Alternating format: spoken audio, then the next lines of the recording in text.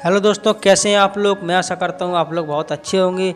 और आज मैं आपको बहुत ही इंटरेस्टिंग कहानी सुनाने वाला हूँ कि कैसे एक नन्हा सा बालक तपस्या करके ध्रुव तारा बनता है और हमेशा हमेशा के लिए अमर हो जाता है। तो चलिए दोस्तों स्टार्ट करते हैं। एक राजा थे जिनका नाम था उत्तानपाद, जिनका विवाह एक बहुत ही सुंदर कन्या से हुआ था जिनका नाम सुनीति था। राजा अपनी पत्नी से बहुत प्रेम करते थे, लेकिन उन्हें कोई संतान नहीं थी। इसलिए रानी ने राजा को दूसरा विवाह करने को कहा।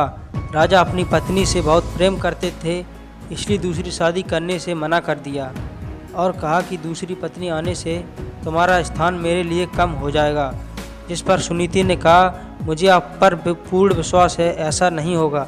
राजा को सुनीति की हट माननी पड़ी और उन्होंने दूसरा विवाह सुरुचि नाम की स्त्री से किया। विवाह के बाद जब सुरुचि महल आई तब उस राजा की पहली पत्नी के बारे में पता चला।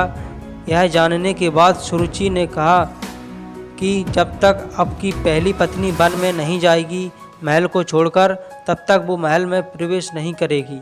यह सुनकर सुनीति स्वयं ही राजमहल को त्याग करके जंगल में चली गई। कुछ समय बाद राजा शिकार के लिए वन में जाते हैं और घायल हो जाते हैं।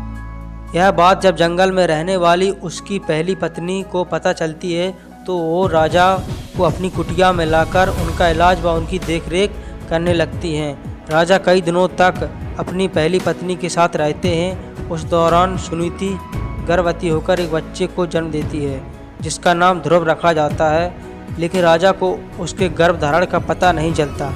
कुछ दिनों बाद राजा अपने महल में जाते हैं। वहाँ भी रानी सुरुचि यानी उनकी दूसरी पत्नी को भी पुत्र की प्राप्ति होती है जिसका नाम उत्तम रखा जाता है। कुछ समय बाद राजा को ध्रुव के बारे में पता चलता है तो वो रानी सुनीति को महल आने का आग्रह करते हैं, लेकिन वो नहीं आती और कभी ध्रुव को महल में भेज दिया करती थी।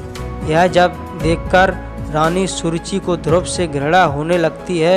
एक दिन ध्रुव अपने पिता की गोद में बैठता है और यह देख रानी सुरुचि को क्रोध आता है और वो धक्का देकर उसे बहुत बुरा भला कहती है और उसे छोड़ी हुई स्त्री का पुत्र कहकर अपमानित भी करती है।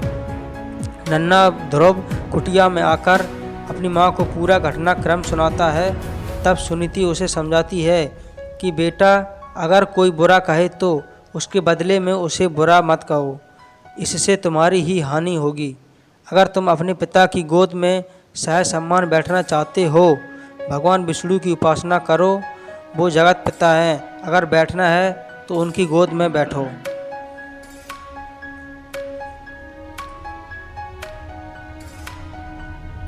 ध्रुव के मन में यह बात बैठ जाती है और इसी को सोचता सोचता वह यमुना नदी में नहाने जाता है।